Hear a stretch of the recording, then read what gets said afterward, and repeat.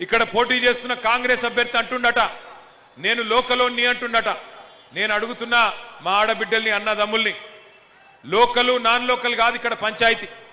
ఇక్కడ మీరు ఆలోచించవలసింది ఒకటే ఒక్కటి, ఎన్ని అబద్ధాలు చెప్పి ఆ కాంగ్రెస్ పార్టీ అధికారంలోకి వచ్చిందో ఒక్కసారి గుర్తు తెచ్చుకోండి.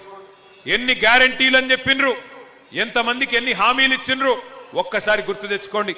ఆ వీడియోలు కూడా మీకోసం ఇక్కడ పెట్టి ఉన్నాం, ఒక్కసారి చూడండి. 6 గ్యారంటీల పేరిట ఎన్ని రకాల మోసాలు చేసిండ్రో ఒక్కసారి ఆ వీడియో చూపెట్టాలని చెప్పి మా తమ్ములను కోరుతా ఉన్నా. పెన్షన్ ఎంత వస్తుంది? 2000 వస్తుంది కదా. వచ్చే నెల డిసెంబర్ 9 నాడు 2000 కాదు, ఇందిరమ్మ రాజ్యం వచ్చి నీకు 4000 రూపాయల పెన్షన్ వస్తుంది. ఎవరు నడుకునే పని లేదు.